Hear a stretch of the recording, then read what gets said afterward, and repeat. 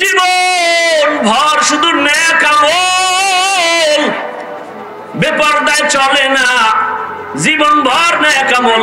আজান হলে নামাজে দাঁড়ায়, ওই আল্লাহর বান্দি সন্তানটাকে কোরআন পড়ায়, দ্বীনের তালিম দেয়।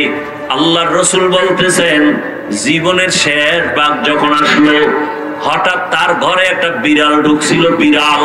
বিড়ালটা আসা মাত্রই ওই আল্লাহর পেয়ারা বান্দি বিড়ালটাকে খাঁচায় আটকায় দিছে। বিড়াল ছাড়েও না, অন্যের ঘরে গিয়ে খাবে সেই সুযোগও নাই। ওই নারীটাও বিড়ালের খানা দেয় না, রাগ করিয়া।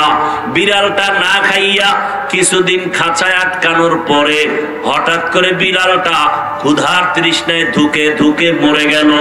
রহমতের নবী বলেন, ও সাহাবায়ে কেরাম, এত বড় আমলওয়ালা নারীর উপরে হঠাৎ করে একটা গায়েবী আওয়াজ আসছে, ও আমলওয়ালা নারী, তোমার নামটা জাহান্নামের খাতায় লেখা হয়ে গেছে। একটা বিড়ালের উপরে জুলুম, জীবনের সব আমল বরবাদ।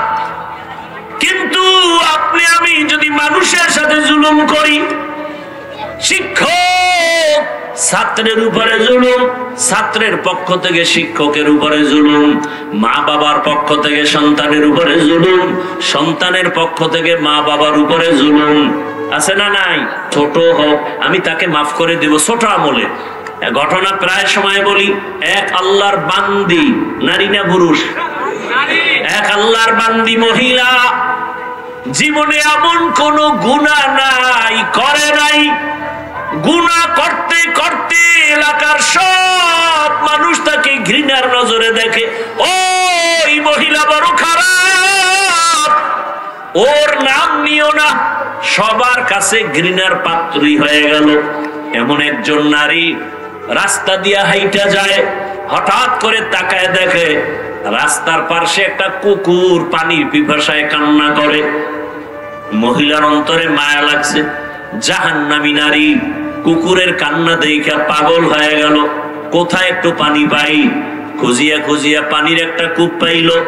পানির কূপ থেকে পানি উঠাবে, দেখে উঠাবার পাত্র নাই, পানি নিচে। হঠাৎ করে ছিল পায়ের মধ্যে চামড়ার মুজা, চামড়ার মুজা খুলিয়া মুজার মধ্যে পানি উঠাবে, কিন্তু দেখে মুজার নিচে পানি নাগালে পাওয়া যায় না। আল্লাহর বান্দি পেরেশান হয়ে গেল, আরে আমি তো এই কাজটা করে যাই, কুকুরকে একটু পানি পান করাই, জীবনে তো ভালো কাজ করতে পারি নাই। এইবার চিন্তা করলো, মুজা দিয়া যেহেতু পাই না, কি করা যায়? এবার মাথায় ছিল বড় একটা ওড়না। আল্লাহর বান্দি ওড়নাটা খুলিয়া এক মাথা মুজায় বেঁধে পানি উঠাইয়া এরপরে মাথায় বাকি অংশ পেঁচাইয়া চলে গেল কুকুরের কাছে, মুজার থেকে পানি পান করাইলো। রহমতের নবী সাহাবায়ে কেরামদেরকে বলেন, ওই জাহান্নামী গুনাহগার বান্দি কুকুরকে পান করানো মাত্র একটা গায়েবী আওয়াজ আসছে, অদৃশ্য আওয়াজ। কে যেন ডেকে বলে, রে বান্দি, তোর জীবনে যত গুনাহ করছো সব গুনাহ মাফ হয়ে গেছে। দেখেন, একটা কুকুরকে পানি পান করানো এটা কঠিন কোনো আমল না, এটা সামান্য, চোখেও বাজে না। কিন্তু ওই বান্দি জীবন ভর গুনাহ করছে, এতটুকু উপকার করার কারণে আল্লাহর কাছে পছন্দ হয়ে গেছে। গায়েবী আওয়াজ আছে, নবী বলেন হাদিসে পাকে, সাথে সাথে গায়েবী আওয়াজ, মহিলার নাম জান্নাতের খাতায় লেখা হয়ে গেছে। ভিন্ন দিকে আর একজন আল্লাহর বান্দি, এক ব্যক্তি ঢাকার শহরে বিশাল বড় অফিস, কোটি টাকার মালিক, তার মালবাহী জাহাজ সমুদ্রের মধ্যে বুঝাবার জন্য বলছে। হঠাৎ করে খবর আসছে, সমুদ্রের ভেতরে তোমার জাহাজ তুফানে ডুবে গেছে। ঢাকার অফিসের মালিক বৈশা বলে, আল্লাহর কসম, আমার জাহাজ ডুবে নাই। বলে, তুমি দেখছো? কয় না। টেলিফোন? কয় না। তো কেমনে বললো? খবর না। খবর নিয়ে দেখে সমুদ্রের ভেতরে মালবাহী অন্যের জাহাজ ডুবেছে, এই ব্যক্তিটা ডুবে নাই। দৌড়ে গিয়ে কয়, ভাই ঠিকই আপনার জাহাজ ডুবে নাই, তবে জানতে চাই কসম খায়া বললেন কিভাবে? বলে, রসুলের তাবিজ ব্যবহার করি। রসুলের স্পষ্ট কথা, যারা মালের সঠিকভাবে যাকাত দিবে তার মালকে আল্লাহ ফেরেশতা দিয়ে হেফাজত করবে। কাদের কুদরত দারি বরকামাল আনতা রব্বি আনতা হাসবি যুল জালাল তুহি কাদের জলিলুল্লাহ জাহাদার বহর হালে তুহি মেরা নিগাহদার। আর আয়াত আল্লাহ বলেন হেদা কোরআন কেন আমি দিলাম, ওয়ানুনাজ্জিলু মিনাল কুরআনি মা হুয়া শিফাউ ওয়া রাহমাতুল লিল মুমিনিন। আমি কোরআন থেকে দিলাম ঔষধ। কি দিলাম? হেদায়েতের জন্য ঔষধ দিলাম। দুনিয়ার সব মানুষ রোগী, ঈমান হলো তার ঔষধ। কোরআন থেকে ঈমানের ঔষধ নাও। বলে ঈমান নিলাম, কালেমা পড়লাম, এরপরও কি রোগী? হ্যাঁ। কেন? বলে তোমার ঈমান আছে, আমল নাই। মুসলমান দাবি করে, নামাজ নাই, রোজা নাই, পর্দা নাই, হালাল হারামের ভেদাভেদ নাই। এই লোকটাও রোগী, আমলের অভাব। আর একটা লোক ঈমান আনলো, আমল করে, তারপরেও রোগী। কেন? বলে আমল করে ঠিক, আমলের মধ্যে ইখলাস নাই, আল্লাহর জন্য করে না। মানুষকে দেখানোর জন্য বয়ান, মানুষকে দেখানোর জন্যই মসজিদ, মানুষকে দেখানোর জন্যই দান সদকা, মানুষকে দেখানোর জন্যই নামাজ পড়ি, মানুষকে দেখানোর জন্য ব্যবসা করি, মানুষকে দেখানোর জন্য আমি দুনিয়ার সব কাজ করতেছি। এগুলোকে এর নাম হলো রিয়া। রিয়া কবিরা গুনাহ। রিয়াকে দূর করার একমাত্র ব্যবস্থাই হলো ইখলাস। ওয়ামা উমিরু ইল্লা লিয়াবুদুল্লাহা মুখলিসিনা লাহুদ্দিন। আল্লাহ বলেন ইখলাস ওয়ালা আমল। আমার কাছে আলেমকে ডাইকা বলবে, এই মাওলানা তুই যে এলেম শিখছো, আলেম হয়েছো, কেন এলেম দিয়া কি করছো? আলেম আমি বলবো আল্লাহ তোমার দেওয়া এলেম দিয়া মানুষের দাওয়াত দিয়েছি। এটা তো ভালো কথা, দুনিয়াওয়ালারাও তাই জানে, কিন্তু আমি তো তোর ভিতরের খবরটা পর্যন্ত জানি। তুই আলেম হইয়া মানুষের দাওয়াত দিছো, হাদিয়ায় উল্টা পাল্টা হলে মনে কষ্ট, নামটা যদি ছোট হয় মেজাজ গরম, আল্লামা না লেখলে মাথা গরম। 3-4 নাম্বারে নাম আসছে, আমার নাম এত নিচে কেন, তাতেও মাথা গরম করেছো। কে জানেন? আল্লাহ বলবে এই মুখোশধারী আলেমকে ধর, জাহান্নামের শিকল লাগাও। মানুষ জানে তুই বড় বক্তা, মানুষ জানে তুই বড় ইমাম, কিন্তু আমি আল্লাহ জানি তুই সারা রাত মোবাইল চালাইছো, স্ত্রীর হক আদায় করো নাই, সন্তানের হক আদায় করো নাই, ভাইয়ের হক আদায় করো নাই, মুসল্লিদের হক আদায় করো নাই, শিক্ষক হইয়া ছাত্রের হক আদায় করো নাই, বাবা হইয়া সন্তানের হক আদায় করো নাই, স্বামী হইয়া স্ত্রীর হক আদায় করো নাই। আল্লাহ বলবে কে জাহান্নামের শিকল লাগায় জাহান্নামে নাও। 3 নাম্বার ব্যক্তি হবে টাকা পয়সা দান করে যারা মাদ্রাসা করে, মসজিদ করে, এগো ধরবে আল্লাহ। এরা দানবীর। আল্লাহ বলবে এই দানবীর এদিকে, তোরে আমি গরিব বানাই নাই, হাজারো গরিবের মধ্যে তোরে টাকাওয়ালা বানিয়েছি, বল তোর সম্পদ কি করেছো? আল্লাহ তুমি জানো না, মাদ্রাসায় দিয়েছি, মসজিদে দিয়েছি, কালভার্ট বানিয়েছি, মানুষের কল্যাণে খরচ করেছি। আল্লাহ বলবে সব জানি, এটা তো দুনিয়াওয়ালারাও জানে, কিন্তু আমি আর একটু বেশি জানি, তোর ভিতরের খবর জানি। কি জানেন আল্লাহ? তুই যে দান করছো 50,000, চায়ের দোকানে চাপাবাজি করছো, মসজিদে 50 দিয়া বলছে মসজিদটা আমি কইরা দিছি।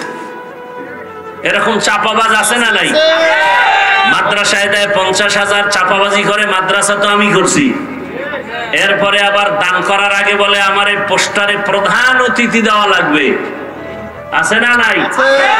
হুজুরকে উপরে নাম দেওয়া লাগবে। এই দান করছে মানুষ, মারহাবা না বললে মেজাজ গরম। নাম লেখছে ঠিকই, আলহাজ লেখে নাই, মাথা গরম হয়ে গেছে।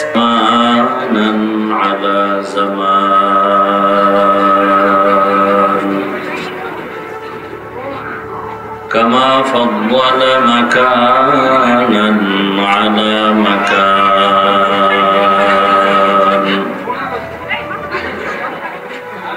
ওয়া ইনসানান আলা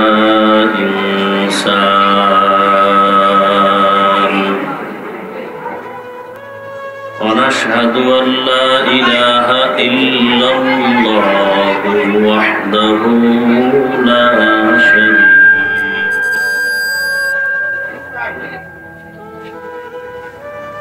لا ضد له ولا ند له ولا مثل له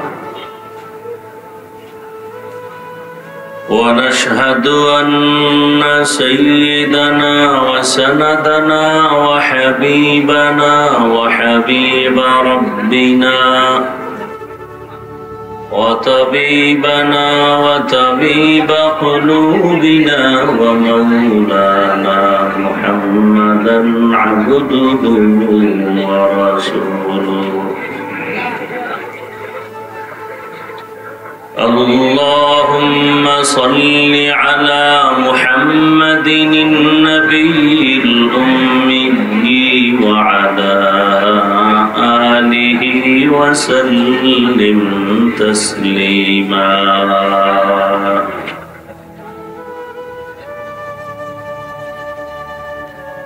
وبعد فأعوذ بالله من الشيطان الرجيم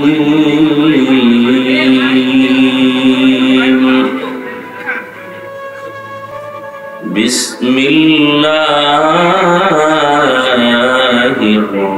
الرحمن الرحيم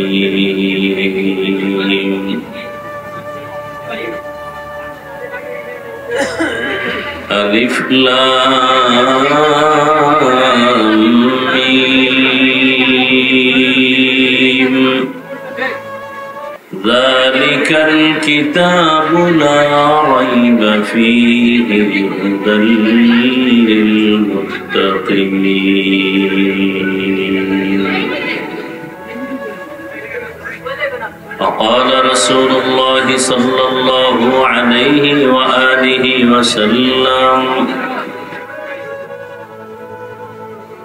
الدنيا خلقت لكم وأنكم خلقتم للآخرة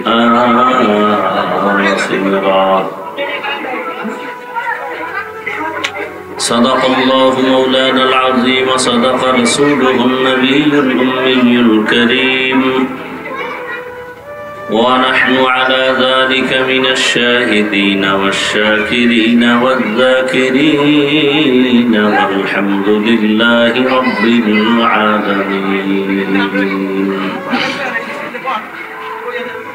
سبحانك لا علم لنا إلا ما علمتنا إنك أنت العليم الحكيم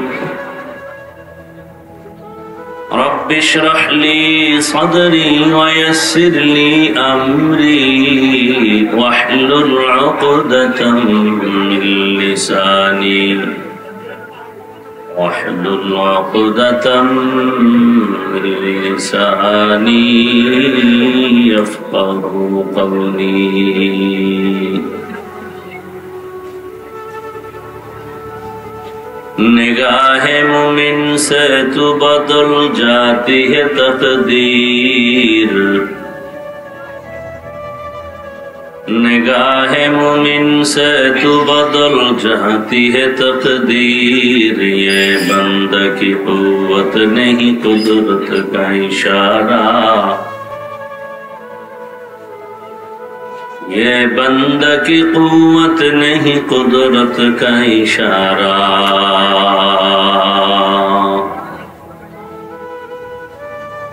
ऐ मर्द खिरद तर्क मासी की जरूरत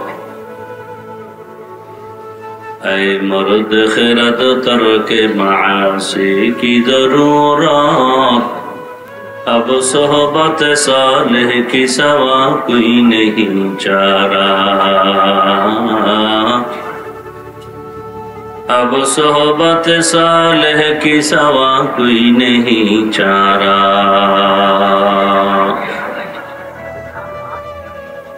मरदूद है पीछे हमें खबर नहीं लेकिन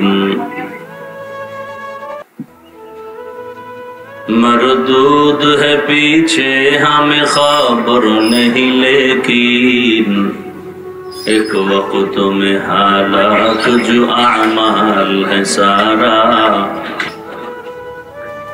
एक वक्त में हालात जो अमाल है सारा। ला इलाहा इल्लल्लाह, ला इलाहा इल्लल्लाह, ला इलाहा इल्लल्लाह, ला इलाहा इल्लल्लाह, ला इलाहा इल्लल्लाह,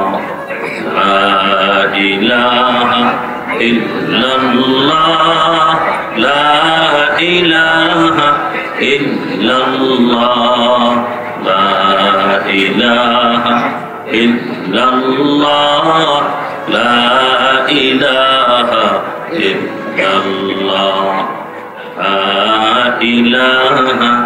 इल्लल्लाह, ला इलाहा इल्लल्लाह, ला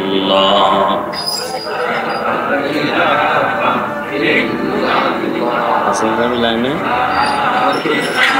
इल्लल्लाह।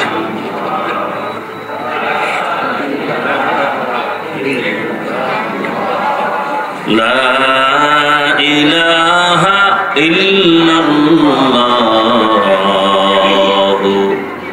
मुहम्मदुर रसूलुल्लाह।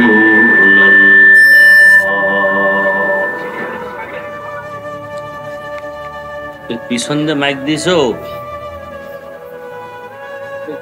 হ্যাঁ, নয়েজ আসে কেন? পিছনে মাইক দিছো?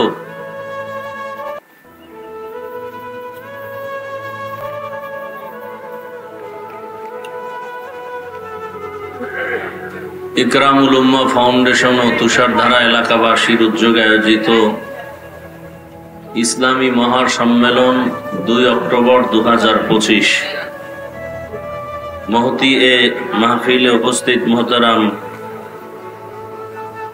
সম্মানিত সভাপতি, প্রধান অতিথি, বিশেষ অতিথি বৃন্দ, হযরত উলামায়ে কেরাম, অত্র অঞ্চলের বিভিন্ন স্থান থেকে আগত আল্লাহ পাকের আশিকিন, যাকিরিন, শাকিরিন, মুহিব্বিন, মুরব্বিয়ান এজাম, কলিজার টুকরা আমার সমবয়সী যুবক বন্ধুগণ, স্নেহের ছোট ভাই, পর্দার আড়ালে মাইকের আওয়াজ শ্রবণরতা মা বোনেরা, আল্লাহ পাকের দরবারে শুকর যে আল্লাহ আমাদেরকে সুস্থ রেখেছেন, আলহামদুলিল্লাহ।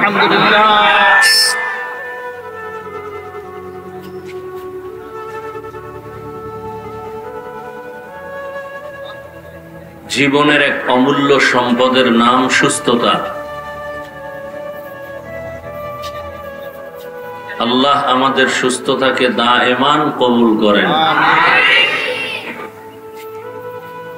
যে অসুস্থ সে বুঝে সুস্থতার মূল্য কত।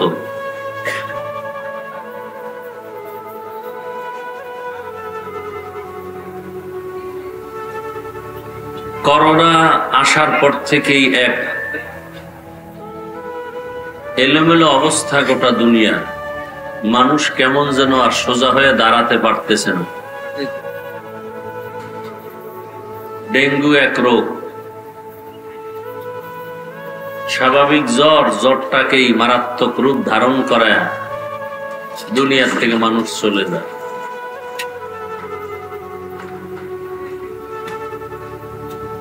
অনেক অসুস্থ রোগী, আল্লাহ বেশি বেশি দোয়া করি আমাদেরকে সুস্থতার নেয়ামতকে দাইমি ভাবে কবুল করেন। আমাদের আপনজন, আমার আপনজন, মা বাবা অনেক অসুস্থ। মামা একজন অসুস্থ, দুনিয়ার থেকে চলে গেছেন আজকেই। আপন চাচি একজন চলে গেলেন 2-3 দিন আগে। এভাবে একদিন সকলকেই যেতে হবে। আল্লাহ তাদের জান্নাতুল ফেরদাউস দান করেন, তার আহলে আয়ালদেরকে হেদায়েতের উপরে সবরে জামিল ইখতিয়ারের তৌফিক দান করেন। ওলামায়ে হযরত আলোচনা করেছেন। এবার ফ্যান দেন না কেন, ওদের বাতাস কই যায়?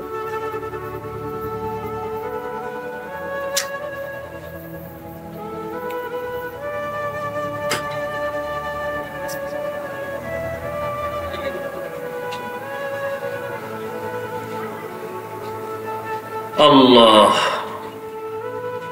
যাদের আয়োজনে মাহফিল আল্লাহ সবাইকে কবুল করেন, এলাকাবাসীকে আল্লাহ কবুল করেন। ওলামায়ে কেরাম আলোচনা করেছেন, ইনশাআল্লাহ আমার পরেও বাংলাদেশের হাজারো লাখো আলেমের উস্তাদ, মুফতি মুহাদ্দিস সাহেবদের উস্তাদ, উস্তাজুল আসাতিজা এবং হাতে গোনা বাংলাদেশের উল্লেখযোগ্য ওলামায়ে কেরামদের একজন, আমাদের মাথার মুকুট হযরতুল আল্লাহ মুফতি দিলাওয়ার হোসেন দামাত বারাকাতুহুম দোয়া পরিচালনা করবেন। আল্লাহ সবাইকে শেষ দোয়া করে যাওয়ার তৌফিক দান করেন। আমি আপনাদের দোয়া নেওয়ার পাশাপাশি সংক্ষিপ্ত দু চারটি কথা বলার নিয়তে কোরআনে হাকিমের সূরাতুল বাকারার শুরু থেকে আয়াতে কারিমা তিলাওয়াত করেছি, নবীজির হাদিস থেকে একটি হাদিসের অংশ পড়েছি। ইখলাস রুহানিয়াতের সমন্বয়ে সহি নিয়তে সহি তরিকায় সহি কিছু কথা কোরআন সুন্নাহর আলোকে আমাকে বলার মতো, আপনাদেরকে শুনবার মতো আল্লাহ পাক তৌফিক দান করেন। আলিফ লাম মিম ওয়াল্লাহু আ'লামু বিমুরাদিহি বিযালিক যালিকাল কিতাবু লা রাইবা ফীহ। কোরআন এমন একটি কিতাব যার মধ্যে কোনো ভুল নাই, সন্দেহের অবকাশ নেই। হুদাল লিল মুত্তাকিন, কোরআন রাস্তা দেখাবে, পথ দেখাবে আল্লাহ ভীরু যারা তাদেরকে জান্নাতের পথ।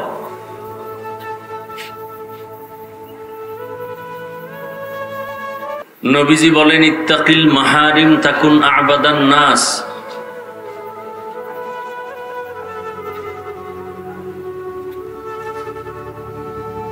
তোমরা হারাম থেকে নিজেদেরকে বাঁচাও তো আল্লাহ তোমাদের মর্যাদাকে বৃদ্ধি করে দিবেন।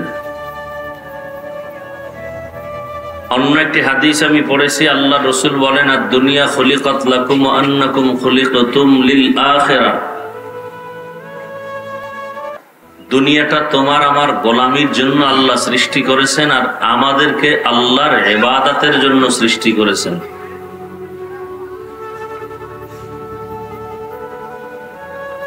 আল্লাহ পাক পৃথিবী নামক গ্রহ সৃষ্টি করে মানুষকে আল্লাহ পাক পৃথিবীর শ্রেষ্ঠ মর্যাদার সিদ্ধান্ত নিছেন।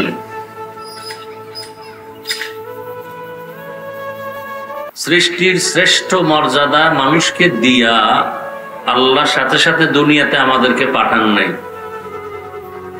এই পৃথিবীতে আল্লাহ ভিন্ন মখলুক পাঠিয়েছেন, জিন, ফেরেশতা। জিনের আগেও এক ধরনের মখলুক ছিল, এদের নামও তাফসীরের কিতাবে উল্লেখ আছে, আল হিন আল বিন। মানুষ আল্লাহ সবার শেষে পাঠিয়েছেন। আগে দুনিয়া সাজাইছেন যে মানুষ সৃষ্টির শ্রেষ্ঠ এরা দুনিয়াতে আসবে, এদের প্রয়োজন গুলো আগে আল্লাহ পাক ব্যবস্থা করেছেন। পানির প্রয়োজন আগে পানির ব্যবস্থা করেছেন।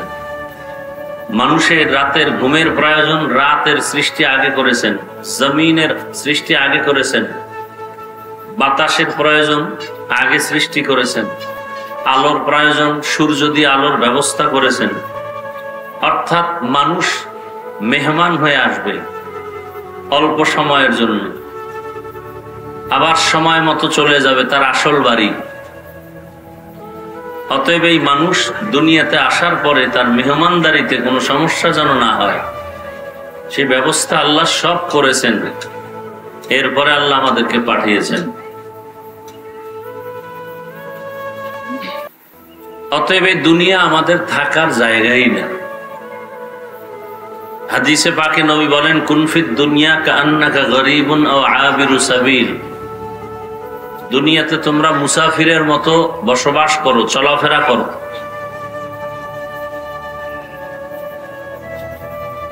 দুনিয়া আল্লাহ বানাইয়া একটা ঘর বানিয়েছেন বাইতুল্লাহ মক্কা নগরীতে। এই ঘরটা যে আল্লাহ বানিয়েছেন বড় দামি ঘর, যে ঘরের দিকে মানুষ তাকাইলেই সওয়াব। যেই ঘরের সীমানায় বসে একবার আল্লাহ বললে 1,00,000 বার আল্লাহ বলার সওয়াব। ওই দামি ঘরের নাম কি? কথা বলেন না কেন আপনারা? অজে আসলে খুব দাম বেড়ে যায় না? সুবহানাল্লাহ বলবেন, আপনি বংশীয় সন্তান, এখানে বসে সুবহানাল্লাহ বলে চিৎকার দিলে সম্মান থাকে? বাইতুল্লাহ এমন একটা ঘর যেদিকে তাকাইলেই কি সওয়াব। যে ঘরের শফাত আল্লাহ কোরআনে করেছেন, ইবাদতের ঘর না বসবাসের ঘর? ইন্না আউওয়ালা বাইতিন মুযিআ লিন-নাসি লাল্লাযী বিবাক্কাতা মুবারাকান ওয়া হুদা মুবারাকান ওয়া হুদাল লিল আলামিন। দামি ঘর, হেদায়েতের ঘর, ইবাদতের ঘর।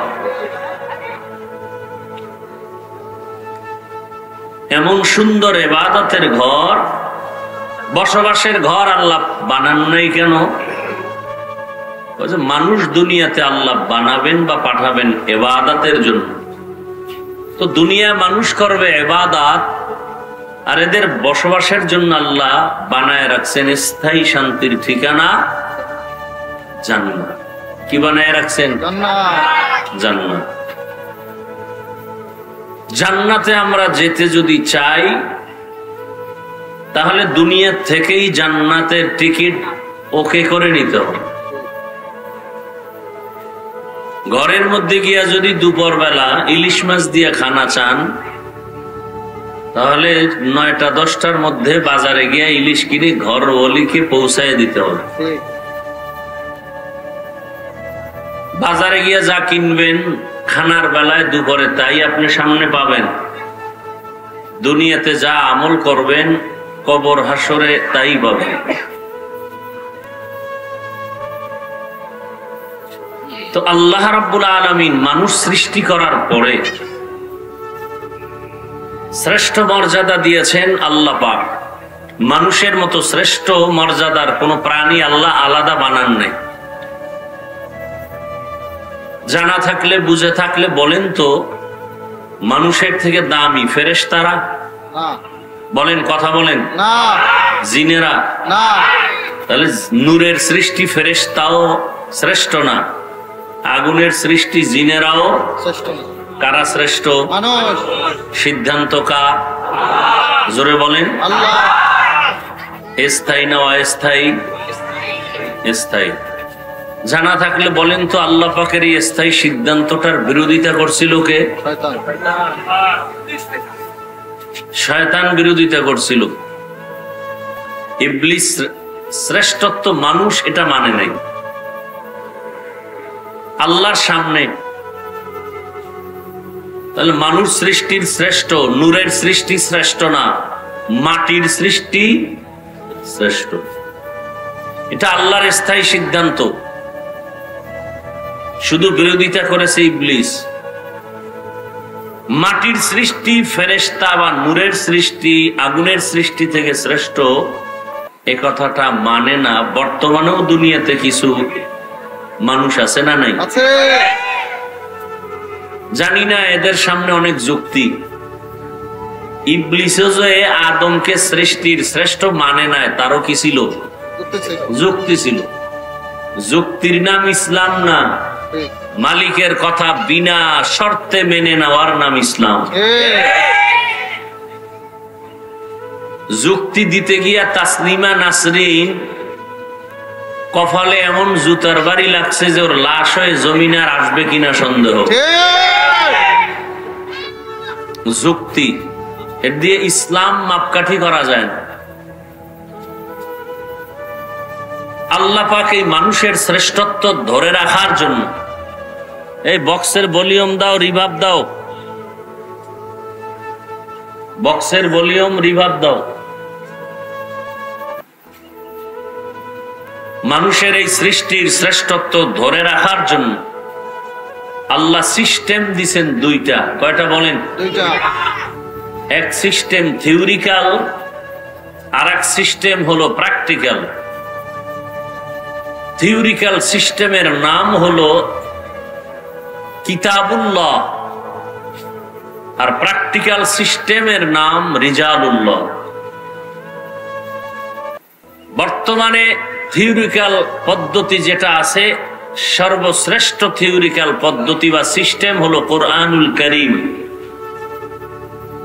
আর প্র্যাকটিক্যাল সিস্টেম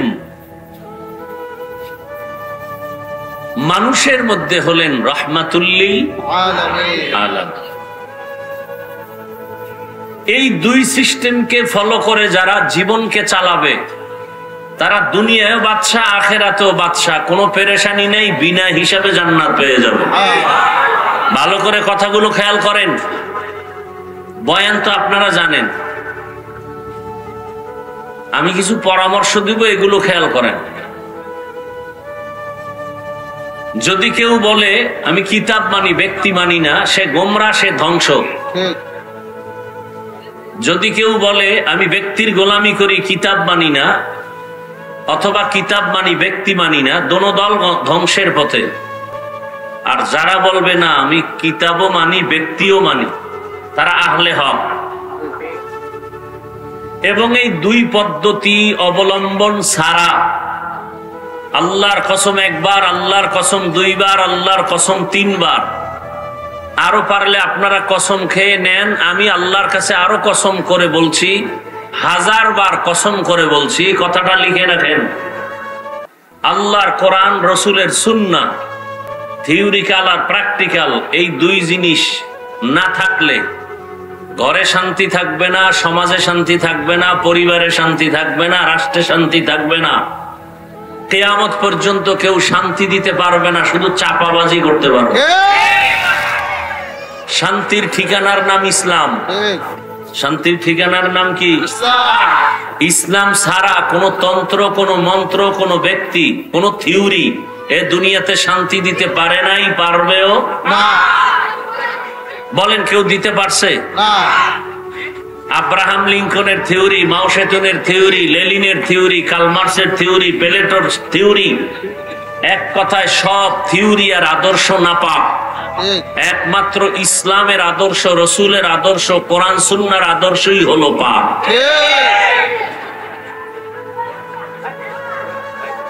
এ কথা অনেকে বুঝে কিন্তু মানে না। কারা মানে না? সমাজে চরিত্রহীন দুর্নীতিবাজরা মানে না। কারণ ইসলাম আসলে সবাই দেখবেন, আমাকে বক্তাদের আগে অনেকে বক্তব্য দেয়, বলে হুজুরদের কথা শুনলে হবে না, আমল করতে হবে। এরপরে বলবে ইসলাম শান্তির ধর্ম, মুহাম্মদ সাল্লাল্লাহু আলাইহি ওয়াসাল্লাম শান্তির দূত, সব বলে, অথচ মানে না। কেন মানে না? মানতে গেলে চোরের চুরি চলবে না, ইসলাম মতো চলতে গেলে দুর্নীতিবাজ দুর্নীতি করতে পারবে না, জালেমরা জুলুম করতে পারবে না। এজন্য ইসলামের বিরোধিতা যারা করে, হয়তো জালেম, দুর্নীতিবাজ, না হয় চোর ডাকাত, এরা ইসলাম চায় না। আর ভালো মানুষ বলে না ইসলাম দরকার শান্তির জন্য, যেখানে কোনো বৈষম্য থাকবে না। ইসলাম এমন এক শান্তির ঠিকানা যেখানে গালাগালি নেই, মিথ্যা নাই। তবে এখানে একটা পাঠ করে রাখছে গোটা দুনিয়াতে, বিশেষ করে আমার মুসলমান সমাজে টোটাল একটা পাঠ। কি পাঠ? আগুন আর পানির মতো। আগুন যেমন পানির সাথে মিলে না, পানি যেমন আগুনের সাথে মিললে অস্তিত্ব থাকে না, এরকম একটা পাঠ মানুষের অন্তরে রাখছে যে ইসলাম আর রাজনীতি এটা আগুন আর পানির মতো না। মনে রাখেন, ইসলাম আর রাজনীতি চিনি আর পানির মতো, চিনি আর পানির মতো, চিনি আর পানির মতো। পানি চিনি একসাথে হলে যেমন কোনো ভেদাভেদ করা যায় না, ঠিক রাজনীতি ইসলাম আসলে এটাই রাজনীতি। ইসলাম বাদ দিয়ে রাজনীতি থাকে না, দুর্নীতি হয়, পেটনীতি হয়। পবিত্র রাজনীতির নাম ইসলাম, আর সব রাজনীতি নাপাক। সব রাজনীতি, একমাত্র পবিত্র রাজনীতি ইসলামের মধ্যে আছে, আর কোথাও নেই। ইসলাম রাজনীতির মধ্যে, ইসলাম যতদিন না আসবে ততদিন রাজনীতি পরিচ্ছন্ন হবে না, রাজনীতি পবিত্র হবে না। এখন এটাকে আপনাকে আলাদা করে রাখছে। আচ্ছা আমাকে বলেন তো, আপনারা গোটা দুনিয়াটা সুলাইমান নবী শাসন করেছিলেন জানা আছে কারো? সত্য কথা বলেন, এই ঘটনা কোথায় আছে? কোরআনে আছে না নাই? গোটা দুনিয়া শাসন করেছেন বাদশাহ জুলকারনাইন, কথা কি কোরআনে আছে? মদিনার রসুল মদিনার রাষ্ট্র চালাইছেন, কথা কি ইসলামে আছে? ওমরে ফারুক, আবু বকর, ওসমান আলী রাষ্ট্র পরিচালনা করেছেন, কথা আছে ইসলামে? আছে। তাহলে কেন বলেন ইসলামে রাজনীতি নাই? ধান্দা বাজার ছান্দা বাজারাই বলে ইসলামে রাজনীতি নেই। আল্লাহ হেদায়েত দান করুন। আপনি রাজনীতি করেন না সেটা ভিন্ন কথা, আপনার সাথে কোনো গালাগালি নাই। এই যে এখানে বহু মানুষ টুপি নাই, দাড়ি নাই, কাউকে গালি দেওয়া যাবে না। কিন্তু যদি আপনি টুপির বিরোধিতা করেন তখন আর সালাম না, তখন আপনার সাথে মোলাকাত হবে বেতের বাড়ি দিয়া। আপনি দাড়ি রাখেন না, আপনার সাথে কোনো দ্বন্দ্ব নাই, আমি সালাম দিব। কিন্তু যদি বিরোধিতা করেন তখন আর আপনাকে ছাড় দেওয়া যাবে না। আপনি ইসলামের রাজনীতি করেন না সেটা আপনার বিভিন্ন সমস্যা, ভিন্ন কথা, কিন্তু বিরোধিতা করলে আপনাকে আর ছাড় দেওয়ার কোনো সুযোগ নেই। নামাজ না পড়া আর বিরোধিতা করা কি এক নেই? একজনে নামাজ পড়ে না, সময় পেলে পড়বে, ঝামেলার কারণে পড়তে পারে না। আর একজন সময় আছে, পড়ে না কেন? কারণ নামাজের দরকার নাই, নামাজ পছন্দই করে না। তাহলে যে নামাজ পড়ে না, মনে মনে আশা আছে পড়বে, সে মুমিন। আর যে নামাজের দরকার নাই বলে সে মুসলমানের ব্যানার লাগাইলো তাজা বেঈমান। যে দাড়ি রাখে না সে মুমিন, যে দাড়ি পছন্দ করে না সে বেঈমান, যে পর্দা করে না সে মুমিন, যে পর্দা পছন্দ করে না, বিরোধিতা করে, বেঈমান। ইসলামের রাজনীতি করে না সে মুমিন, কিন্তু ইসলামের রাজনীতির বিরোধিতা করে সে বেঈমান। এই কথাগুলো কোন ইমাম সাহেব আগামীকাল জুমার মসজিদে বয়ান করবেন, কমিটি বলবে 1 মাসের জন্য বাড়িতে রেস্ট নিতে যান। কথা বলেন না কেন? কারণ শিয়ালের হাতে মুরগি আমানত দিলে যা হয়, সুদখোর ঘুষখোর বেনামাজির হাতে মাদ্রাসা মসজিদের চাবি দিলে, দায়িত্ব দিলে তাই হয়। সুদখোর বেনামাজি, ওর অধিকার নাই মসজিদে কোনো দায়িত্ব নেওয়া। দিছে কে? জিবরাইল। কারা দিছে? আপনারাই দিছেন। এই জন্য জুতার বাড়ি তো আপনারাই খাবেন। কপালে ডেকে আনছেন মুসিবত, আর করার কি? এখনো হুশ হয় নাই। পায়খানা খাইতে খাইতে চিন্তা করে আরেকটু দরকার। এবার মনে হয় পায়খানার সাথে বগুড়ার দধি মিশ্রিত হবে, তাহলে একটু এটার ফ্লেভারটা আলাদা আসবে না? নাপাক নাপাকি কোনো ফ্লেভারে কাজ হবে না। পাক ইসলাম। পাক কি? ইসলাম। যে বিড়িটা এর সাথে দাঁড়াইলে সুগন্ধ না দুর্গন্ধ? এর ডবল যদি গাঞ্জা খায়, এর উপরে মদের বোতল, যেটা নামাজ পড়ে না, প্রস্রাব করে পানি লয় না, এরকম আছে না? মদের বোতল নিয়ে দৌড়ায়। এরা, এদের বডি না পাক, অন্তর না পাক, দেমাগ না পাক, চোখ না পাক, এদের দ্বারা সমাজ পাক হতে পারে না। আমার কথার কাউন্টার দেওয়ার মতো কারো সাহস থাকলে দাঁড়াও।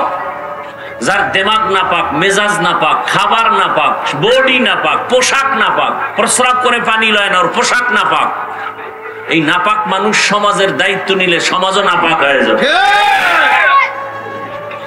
এখন এটা পরিষ্কার করা লাগবে না? তাহলে এই কাপড়ের মধ্যে যে গোবর নামের নাপাক লাগলো, এটা পরিষ্কারের জন্য কি লাগবে বলেন? পানি। এখন আপনি পানি কোথায় পাবেন? খুঁজছেন, এলাকা নতুন চিনেন না, পানি খুঁজা টুইজা পান না। তো একজনে কয় পানি তো তোমার কাছেই আছে। পানি তো তোমার কাছে আছে। আর কূপে যাওয়ার দরকার কি? প্রস্রাবও তো পানি। তো প্রস্রাবের পানি দিয়া গোবর ধুইয়া নাও, বলেন কেমন পাক হলো? কথা বলেন, না পাক হলো না নাপাক আরো ছড়াইলো? তাহলে গোবরের নাপাক প্রস্রাব দিয়া ধোয়া যেমন একটা সুদখোর ঘুষখোর ওর অন্তর নাপাক, দেমাগ নাপাক, মদখোর দেমাগ নাপাক, ঘুষখোর ওর দেমাগ নাপাক, বডি নাপাক, বেনামাজি ওর টোটালটাই নাপাক, এর যদি কোন সমাজ পাক করো আরো নাপাক হবে, আরো নাপাক হবে। আল্লাহ হেদায়েত দান করুন। শান্তিতে আছেন তো টের পান না, যখন ফিডা শুরু হয়ে যাইব না ফিলিস্তিনের মতো, সেদিন বুঝবেন যে না এখন ইসলামের দিকে যাইতে হইব না, উপায় নেই। ওদিকে গেলেও খামু, এদিকে এলেও খামু, তাই এদিকেই থাকে। আপনার ইসলাম মানতে এত কষ্ট কেন? আল্লাহ হেদায়েত দান করুন। তো এই দুই পদ্ধতি আল্লাহ দিলেন, এক পদ্ধতি থিওরিক্যাল কোরআন, প্র্যাকটিক্যাল পদ্ধতি রসুল। রসুল নাই, রসুলের অবর্তমানে প্র্যাকটিক্যাল পদ্ধতি মানুষকে জান্নাতে নেওয়ার একমাত্র প্র্যাকটিক্যাল পদ্ধতি যেটা আছে এর নাম উলামায়ে কেরাম ওয়ারাসাতুল আম্বিয়া। আর কোন শান্তির পথ নাই। কোরআন, উলামায়ে কেরাম, কোরআন সুন্নাহ, উলামায়ে কেরাম, এই দুই পথ ছাড়া শান্তির পথ জমিনে কোথাও। আল্লাহ পাক কোরআন, এই ইকো বন্ধ করো, পারলে রিভাব দাও, নাইলে বন্ধ রাখো, ইকো দিও না। আল্লাহ পাক এদিকে ইঙ্গিত করে বলেন আমি কোরআন দিলাম কেন? আল্লাহ বলেন হুদাল্লিল মুত্তাকিন, আলিফ লাম মিম যালিকাল কিতাবু লা রাইবা। এই এতটুকু আলোচনা করলে অনেক, এটা বাদ, শুধু হুদাল্লিল মুত্তাকিন এই শব্দটার আলোচনা করতেছি। আল্লাহ বলেন আমি কোরআন দিলাম কেন? যারা আল্লাহকে ভয় করে এদেরকে পথ দেখাবে জান্নাতের পথ, হেদায়েতের পথ। হুদাল্লিল মুত্তাকিন। প্রশ্ন এখানে জটিল। যারা আল্লাহকে ভয় করে এদেরকে কোরআন পথ দেখাবে, এটা কেমন কথা? এদেরকে কোরআন হেদায়েত করবে। আরে যারা আল্লাহকে ভয় করে এরা তো হেদায়েতের উপরেই আছে, এদেরকে আবার কিসের হেদায়েত করবে কোরআন? আল্লাহকে ভয় করে এর ডেফিনেশন কি? যে সবাই আল্লাহকে ভয় করি। আপনারা এখানে যারা বসা আছেন সবাই আল্লাহকে ভয় করেন না? ভয় করেন বিদেই তো নামাজ পড়েন না। আল্লাহকে ভয় করলে তো হাকিকতে ভয় কি করেন না করেন এটা হলো আসল বিষয়। কিছু ভয় তো আছে, না হয় অজে আসছেন কেন? হাকিকতে আসলে আল্লাহর ভয় কি? আমি উদাহরণটা এভাবে দিই। সন্তান মা বাবাকে ভয় করে, প্রমাণ হলো মা বাবার সামনে অন্যায় করে না। কেন? বলে শাস্তির ভয়। অন্যায় করলে মা বাবা আঘাত করবে, বেতের বাড়ি দিবে। ছাত্র শিক্ষকের ভয় করে, প্রমাণ কি? বলে শিক্ষকের সামনে ছাত্র অন্যায় করে না। কেন? ভয়টা কিসের? বলে শাস্তি দিবে, বেতের বাড়ি দিবে। ঠিক দুনিয়াতে যারা আসলে আমার আল্লাহকে ভয় করবেন ওই বান্দা বান্দি গলায় ছুরি লাগাবে, দাড়ির মধ্যে ছুরি লাগাবে না। যদি লাগায় বোঝা যাবে তার মধ্যে হাকিকতে আল্লাহর ভয় এখনো আসে নাই। যে সাপকে ভয় করে সে সাপ ধরবে? কথা বলেন না কেন? বরং সাপ যেখানে থাকে সেখানেও যায় না, সন্দেহ যদি থাকে। যেমন সাপের গর্ত দেখলে দৌড় দেয়। যারা আসলেই সাপের ভয় করে তারা ঘুমের মধ্যে মাঝে মাঝে সাপ সাপ করে চিৎকার দেয়। ঠিক এই দুনিয়াতে যারা আমার আল্লাহকে ভয় করবে ওই বান্দা গুনার কাছে যাবে না। কয় ওখানে গেলে গুনাহ হবে? কয় না, হবে না। কয় না, কেমন কেমন যেন লাগে। যদি গুনাহ হয়ে যায় আমি আল্লাহর কাছে কেমনে দাঁড়াবো? আমি আল্লাহর কাছে অপরাধী হয়ে যাব। দুনিয়ার সবাইরে ফাঁকি দেওয়া সম্ভব, আমার আল্লাহকে ফাঁকি দেওয়া সম্ভব না। সম্ভব? এই চিন্তাটা অন্তরে ঢুকাও। এর নাম তাকওয়া, আল্লাহর ভয়। যে আল্লাহকে ভয় করবে জীবন চলে যাবে, গুনাহ করবে না। যে ছাত্র শিক্ষকের ভয় করবে, ওই ছাত্র ওস্তাদের সামনে অন্যায় করবে না। যেই সন্তান পিতামাতাকে ভয় করবে, মা বাবার সামনে অন্যায় করবে না। যেই বান্দা বান্দি আমার আল্লাহকে ভয় করবে, ওই বান্দা বান্দি জীবন যাবে একটা গুনাহ করবে না, ইচ্ছা করে করবে না। অনিচ্ছায় যদি গুনাহ হয়ে যায়, তওবা করতেও বান্দা দেরি করবে না। তাহলে মুত্তাকি কারা? যারা আল্লাহকে ভয় করে। এবার আমাকে বলেন, আল্লাহকে যারা ভয় করে তারা গুনাহ করে না ছাড়ে? বলেন।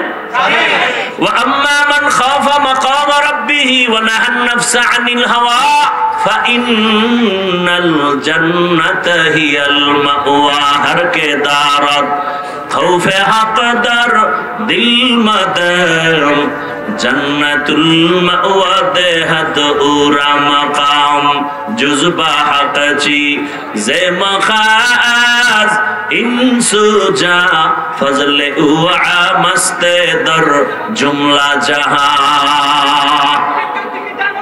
আল্লাহ পাক রব্বুল আলামিন বলেন, যারা আল্লাহকে ভয় করবে মুত্তাকি, তাদের হেদায়েতের জন্য কোরআন আমি অবতীর্ণ করলাম মুত্তাকিনদের জন্য। এখন আল্লাহকে যে ভয় করে সে কি গুনাহ করবে না ছাড়বে? আচ্ছা, যে গুনাহ ছাইরা আল্লাহর ভয়ে চলে সে কি হেদায়েতের পথে আছে না নাই? ভালো করে বলেন, আছে না নাই? এত ডিস্টার্ব হলে কি আর ওয়াজ হয়? এই জন্য রাস্তাঘাটে ওয়াজ নিতে চাই না, যে পারলে আলাদা মাঠ দাও, এই দোকান সেই দোকান। মানুষের তো এখন বিবেক শূন্য। যদি কমন সেন্স থাকে যেখানে কোরআনের বয়ান চলে, কেন আমি কথা বলি, কেন আমি আওয়াজ দিই? এই কমন সেন্সটা না থাকলে এই মানুষটাকে আর কি করার, কিভাবে বোঝানো সম্ভব? কপাল পোড়া, আর কিছুই না। কপালে যদি আগুন লাগে, ঘরে আগুন লাগলে ঘর পাওয়া যায়, নতুন ঘর বানানো যায়। কপালে আগুন লাগলে নতুন কপাল পাওয়া যায়। আল্লাহ হেদায়েত দান করুন।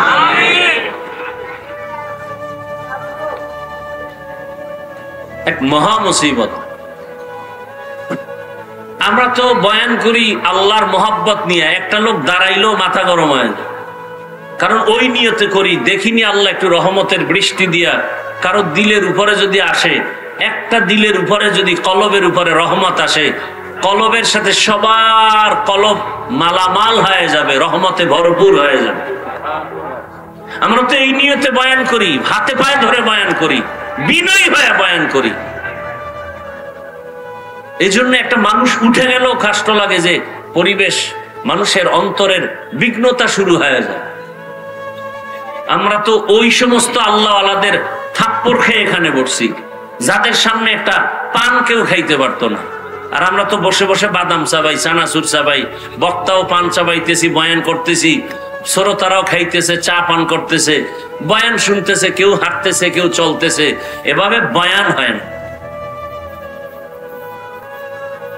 বাকি বাংলাদেশ তো সম্ভাবনাময় দেশ, এখানে সবই সম্ভব, আকামও সম্ভব, ভালো সম্ভব।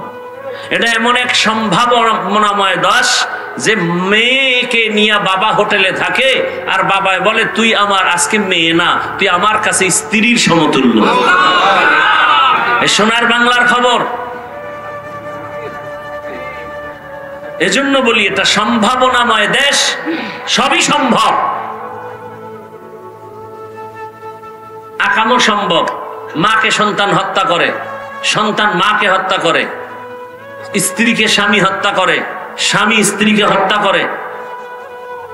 মানে এমন কোন অপরাধ নাই বলতে গেলে রসুলের যুগের সে সমস্ত জাহিলিয়াতকেও হার মানিয়েছে। দেখেন না, মানুষের একটা বাড়ি দিলেই তো শেষ হয়ে যায় জায়গা মতো। এটার উপরে যদি বাড়ি দিয়ে আবার বুকের উপরে লাফায়, আবার পাথর দিয়া মারে, ইট দিয়া মারে, তাহলে এটা কত বড় কুকুরের চেয়েও খারাপ, জানোয়ারের চেয়েও খারাপ। ওর চেয়ে তো পশু ভালো, কুত্তা ভালো। আল্লাহ হেদায়েত দান করুন।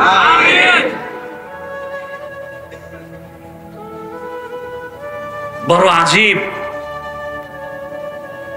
থানায় লোক নিয়ে যায় ধইরা পুলিশে বেতের বাড়ি দেয়, কান্নাকাটি নেই, এমন ফিডা দেয়, এরপরও কাঁদে না। আর কোরআন ও হাদিসের বাগানগুলো এত সুন্দর যে আল্লাহর খাস ওলিরা যখন বয়ান করে ওই জাহেল পেছনে বসে কান্না করে। তো পুলিশের বেতের বাড়িতে কাঁদে না, কোরআনের বাগানে বসে কাঁদে, ওরে মারলো কে? তাহলে ওটা তো সেই প্যান্ডেল। আল্লাহ হেদায়েত দান করুন। যালিকাল কিতাবু লা রাইবা ফীহি হুদাল লিল মুত্তাকিন। যারা মুত্তাকি, আল্লাহকে ভয় করে, গুনাহ ছাড়ে, এরা তো হেদায়েতের উপরে আছে, এই কারণেই তো তাদের উপাধি মুত্তাকি। এদেরকে আবার আল্লাহ কেন বললেন হুদাল লিল মুত্তাকিন? কোরআন মুত্তাকিনদেরকে হেদায়েত করবে। এরা তো আগের থেকেই হেদায়েতের উপরে আছে, তাহলে কিসের হেদায়েত করবে? প্রশ্ন। দ্বিতীয়, আল্লাহ কোরআনের আর এক আয়াতে বলেন, আমি আল্লাহ কোরআন কেন অবতীর্ণ করলাম?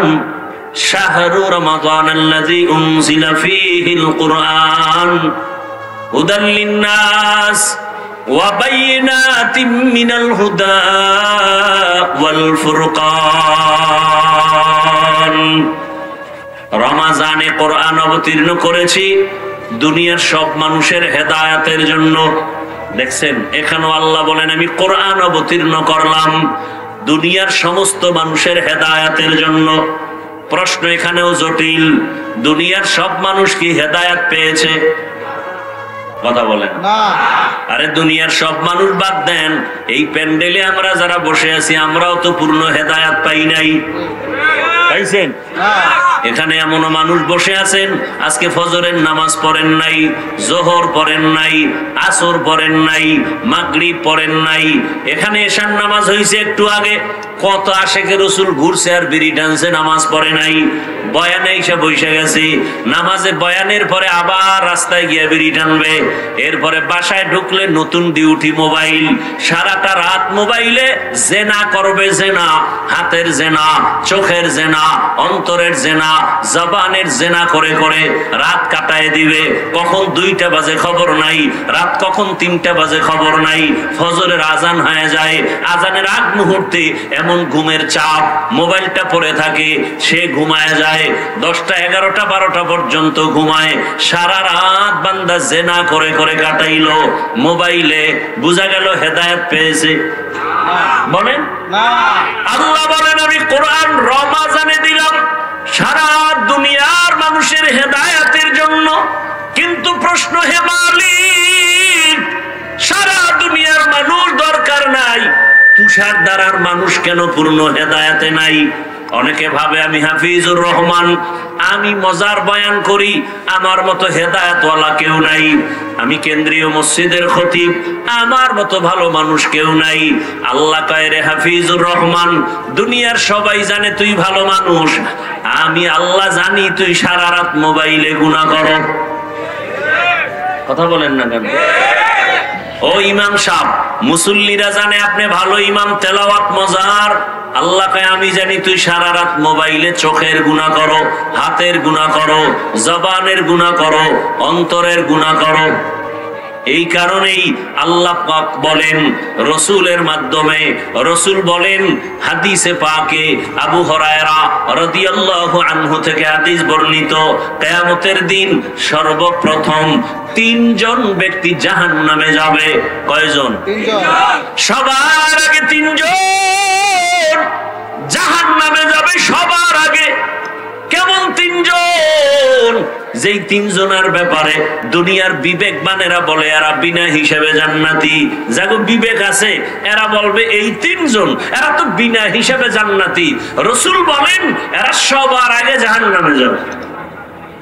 3 জনের প্রথম যিনি হবেন তিনি হবেন ইসলামের জন্য যুদ্ধের ময়দানে কাফের বেঈমানের মোকাবেলায় গলা কেটে দিয়েছে শহীদ।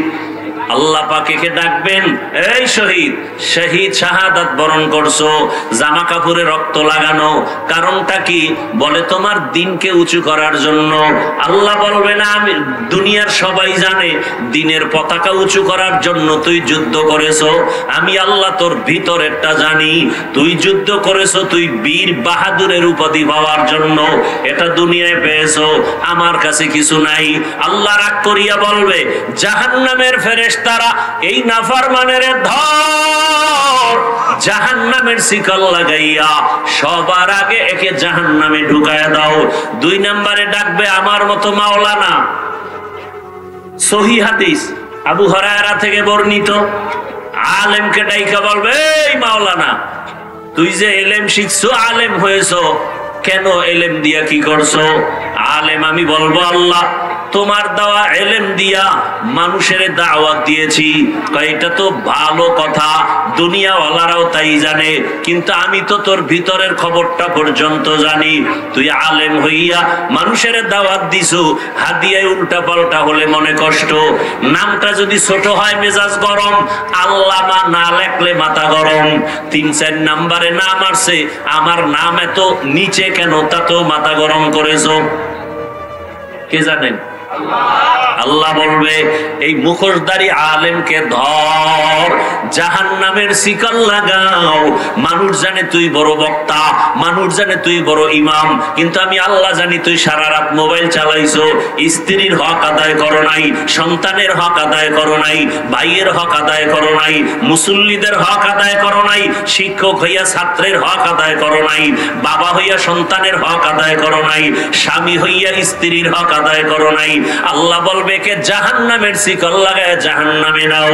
3 নাম্বার ব্যক্তি হবে টাকা পয়সা দান করে যারা মাদ্রাসা করে, মসজিদ করে, এগো ধরবে আল্লাহ, এরা দানবীর। আল্লাহ বলবে, এই দানবীর এদিকে, তোরে আমি গরিব বানাই নাই, হাজারো গরিবের মধ্যে তোরে টাকাওয়ালা বানিয়েছি, বল তোর সম্পদ কি করেছো? আল্লাহ তুমি জানো না, মাদ্রাসায় দিয়েছি, মসজিদে দিয়েছি, কালভার্ট বানিয়েছি, মানুষের কল্যাণে খরচ করেছি। আল্লাহ বলবে, সব জানি, এটা তো দুনিয়াওয়ালারাও জানে, কিন্তু আমি আর একটু বেশি জানি, তোর ভিতরের খবর জানি। কি জানেন আল্লাহ? তুই যে দান করছো 50,000, চায়ের দোকানে বয়ে চাপাবাজি করছো, মসজিদে 50 দিয়া বলছে মসজিদটা আমি করে দিছি। এরকম চাপাবাজ আছে না নাই? মাদ্রাসায় দেয় 50,000, চাপাবাজি করে, মাদ্রাসা তো আমি করছি। এরপরে আবার দান করার আগে বলে আমার এই পোস্টারে প্রধান অতিথি দেওয়া লাগবে, আছে না নাই? হুজুরকে উপরে নাম দেওয়া লাগবে। এই দান করছে মানুষ, মারহাবা না বললে মেজাজ গরম। নাম লেখছে ঠিকই, আলহাজ লেখে নাই, মাথা গরম হয়ে গেছে। কেমন হাজি? আলহাজ না লেখলে মাথা গরম। আল্লাহ বলবে, আমি জানি তুই বড় ধোঁকাবাজ। মাদ্রাসায় দান করছো ঠিকই, মসজিদে দান করছো ঠিকই, কিন্তু হুজুরদের সাথে গোলামের মতো আচরণ করেছো। একক তো ইমাম সাহেব নামাজে না থাকলে কি পরিমাণ বেয়াদবিমূলক আচরণ করেছো আমি আল্লাহ জানি। আমি আল্লাহ পাক রব্বুল আলামিন তোর ভেতরের খবর পর্যন্ত জানি। তুই যে টাকা পয়সা দান করছো ঠিক, একদিকে মসজিদ মাদ্রাসায় দিছো, অন্যদিক থেকে সুদের টাকা নিছো, ঘুষের টাকা নিছো, কি নাই এরকম? গোপনে খায় ঘুষ সুদ, আর প্রকাশ্যে করে দান। তুমি প্রকাশ্যে সুদ ঘুষ খাও, প্রকাশ্যে দান করো, আর গোপনে যদি খাও গোপনে দান করো। দেখেন না কিছু মানুষ যারা ভালো, এরা কি করে? 20,000 টাকায় মাদ্রাসায় দিলাম, ফাউন্ডেশনে দিলাম, মসজিদে দিলাম, মাইকে যেন নাম বলা না হয়, এরকম নাই? আবার কিছু মূর্খ পণ্ডিত আছে, এরা 5,000 2,000 দিয়া কয় মাইকে নাম বলতে বলিও, নাম যদি না বলে বলে টাকা ফিরাইয়া দাও। আছে না? দেখবেন জুমার মসজিদে কিছু মানুষ থাকে অতি চালাক। আমি বলি অতি চালাকের আর এক নাম বেয়াদব। এরা দান করে না, এরা বয়ে বয়ে গুট গুট করে সমালোচনা করে। 5 ওয়াক্ত নামাজি কখনো বলে না ইমাম সাহেব বয়ান সাইরা তাড়াতাড়ি নামাজে দাঁড়ান। সাপ্তাহিক মুসল্লির চান্দি গরম, ও আইছে সবার শেষে। ইমাম সাহেব বয়ানটা বুঝাইতে গিয়া 5 মিনিট বেশি হয়ে গেছে, পুরো মসজিদ গরম বানায় ফেলছে। ইমাম সাহেব আপনারা যদি এরকম করেন আমরা করবো কি? তো ইমাম সাহেব যদি বলে তুই গু খা, তুই পায়খানা খা, বদমাশ বেয়াদব, ইমামকে চার্জ যারা করে, ইমামকে সবার সামনে যারা ফোর্স করে, এদের মতো বেয়াদব এই জমিনে কেউ নাই। ইমামের উপরে কি জুলুম চলে তা জানেন আপনি? ওই ঠান্ডা মাথার খুনি কয় না, ঠান্ডা মাথার খুনি। সিনেমা হলের পোস্টার লেখছে শান্ত কেন মাস্তান। সিনেমা হলে ছবি দেখাবে, ছাত্র জীবনে দেখছি রাস্তায় পোস্টার লাগানো বরগুনা, শান্ত কেন মাস্তান। সরকারি ডিউটি করে, বেসরকারি ডিউটি যারা করেন, প্রতিদিনের ডিউটি কয় ঘন্টা? মনে হয় আসমান থেকে কিছু পড়ছে না? আপনারা সরকারি বেসরকারি যারা চাকরি করেন ডিউটি কয় ঘন্টা? বেতন কত মাসে? নিম্নে নিম্নে বেতন কত? কোনো হুঁশ নেই। যারা সরকারি চাকরি করেন বেসরকারি চাকরি করেন মাসে বেতন কত নিম্নে? কারো ধারণা নাই? হ্যাঁ, এই যে পাগল, যেটি না পারো তুমি বকবক করো কেন? যারা বুঝে না চুপ থাকেন। কমপক্ষে 20,000, কমপক্ষে কত? এই 20,000 টাকায় চাকরি করে কেন? কার টেবিলের নিচে বহু মুক্তা পাওয়া যায়, টেবিলের নিচে বহু মুক্তা পাওয়া যায়। আল্লাহ বিবেক দিছে, বিবেকের সাথে বেঈমানি করবেন না। আমাকে বলেন তো, সরকারি ডিউটি করে 8 ঘন্টা, মাসে বেতন নিম্নে 20, টেবিলের নিচে আরো অনেক কিছু পাওয়া যায়। আপনারাই বলেন আপনাদের অঞ্চলের মসজিদের ইমাম সাহেবের ডিউটি কত ঘন্টা? কি বলেন না কেন? বেতন কত? আপনার বিবেক দিয়ে বলেন তো, পৃথিবীতে এর থেকে আর জুলুম কি থাকতে পারে? হাসবেন না, আমি হাসির কথা বলি নাই। হাসেন কেন?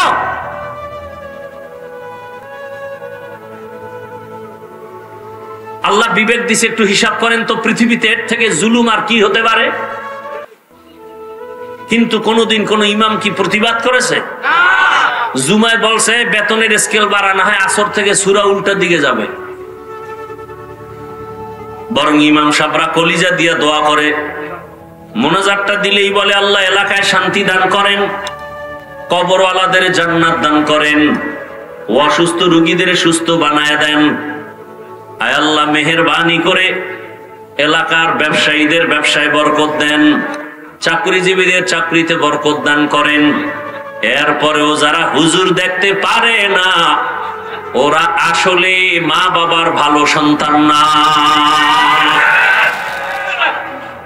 মা বাবার ভালো সন্তান কখনো হুজুরের বিরুদ্ধে যাইতে পারে না। আল্লাহর কসম করে বলি রে যুবক, 200 টাকা লাগবে একটা পেস্টুন বানাবি, 2 ফিট 3 ফিটের পেস্টুন বানায় বানায় বানায় বানায় বাজারের মোড়ে মোড়ে লাগায় দাও। পেস্টুনের মধ্যে লেখো ইসলাম ছাড়া এই জমিনে কোনোদিন শান্তি আসবে না। পেস্টুন বানায় লেখো এই জাতির কলিজার নিঃস্বার্থ বন্ধুই হলো উলামায়ে কেরাম, বাকি সব চান্দাবাজ আর ধান্দাবাজ। উলামায়ে কেরাম ছাড়া জাতির নিঃস্বার্থ বন্ধু নাই, খোদার কসম নাই, সব চান্দাবাজ আর ধান্দাবাজ। তোমারে যদি 500 টাকা দেয়, 1500 টাকা নিয়ে নেয়, তোমার খবর নাই। তোমার একটা ধাঁধা দিয়ে দিছে, 10 টাকা দিলে যদি লাগে যায় 40 লাখ, কিন্তু যদি লাগে কার কপালে এটা বিস্তারিত বলে নাই। তোমার কপালে লাগবে জীবনেও না, যারা বলে ওদের কপালে লাগে। বুঝাবার সময় নাই, পাগলের মতো দৌড়াচ্ছেন। হ্যাঁ হুজুর আপনারা খালি বয়ানি করেন, আমাকে কি দিয়েছেন? অথচ গ্রামীণ ব্যাংক অন্য সংস্থাগুলো আমাকে টিনের ঘর দেয়, চায়ের দোকান উঠায় দেয়, আর টের পাও না কত ধানে কত চাল। মরিয়া যাওয়ার পরে লাশও কবরে নেয় না, সংস্থার লোকেরা গিয়া কয় কিস্তি আছে 13টা আদায় কর, তারপরে লাশ কবরে ঢুকা। এবার কেমন লাগে? হারামে কোনো আরাম নাই। হারাম টাকা দিয়ে 10 তলা বিল্ডিং করছে, এখন বিল্ডিং থুইয়া জঙ্গলে দৌড়ায়। হালাল টাকা দিয়ে বিল্ডিং করলে কেউ দখল করতো না। রাতারাতি আঙ্গুল ফুলে কলা গাছ, রাতারাতি শেষ। তুফানে আসছে, তুফানে গেছে। হালাল টাকার জিনিস কখনো ধ্বংস হবে না। এক ব্যক্তি ঢাকার শহরে বিশাল বড় অফিস, কোটি টাকার মালিক, তার মালবাহী জাহাজ সমুদ্রের মধ্যে বুঝাবার জন্য বলছে। হঠাৎ করে খবর আসছে সমুদ্রের ভেতরে তোমার জাহাজ তুফানে ডুবে গেছে। ঢাকার অফিসের মালিক বৈশা বলে, আল্লাহর কসম আমার জাহাজ ডুবে নাই। বলে তুমি দেখছো? কয় না।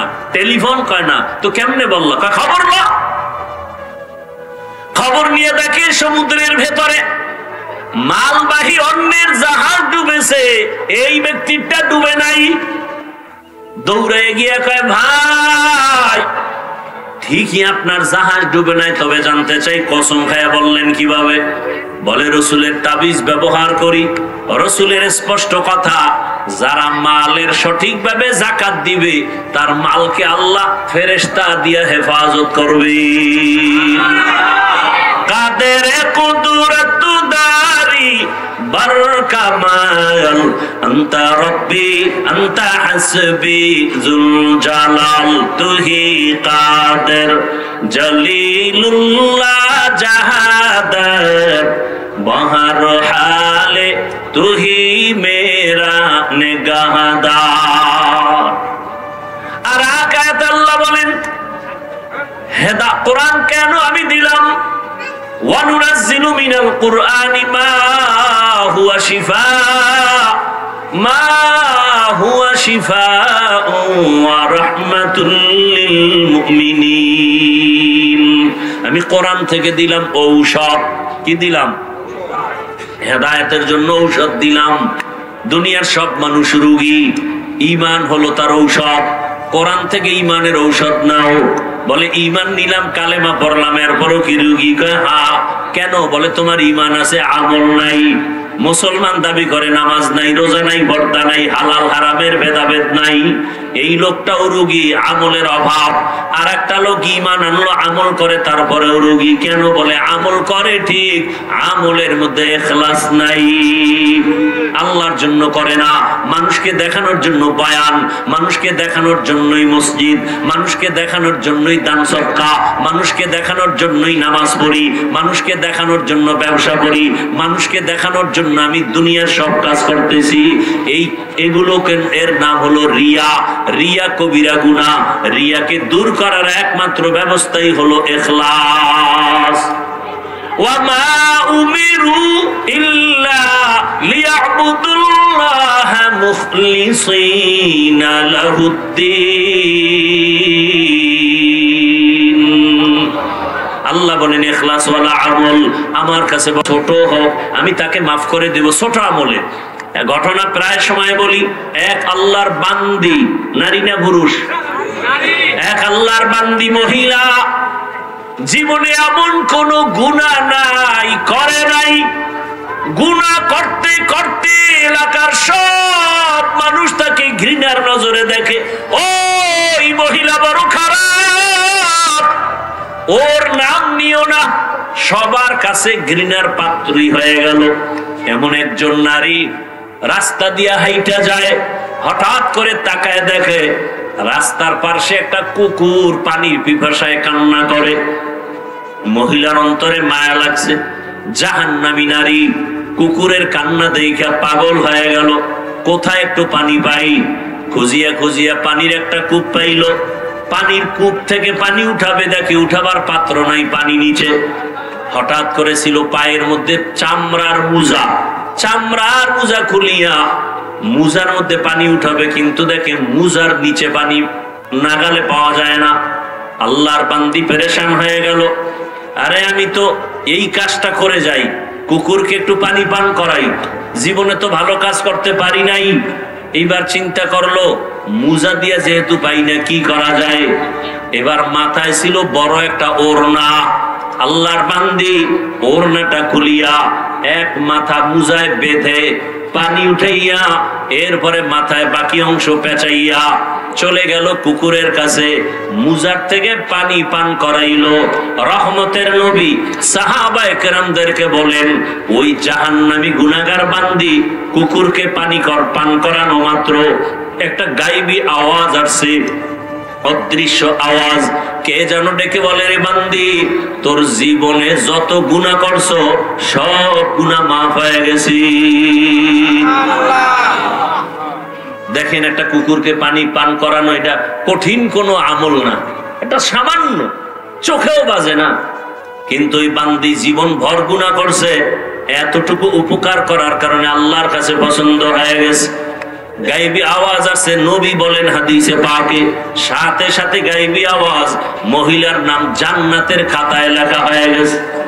ভিন্ন দিকে আর একজন আল্লাহর বান্দি জীবন ভর শুধু নেক আমল, বেপরদায় চলে না, জীবন ভর নেক আমল, আজান হলে নামাজে দাঁড়ায়।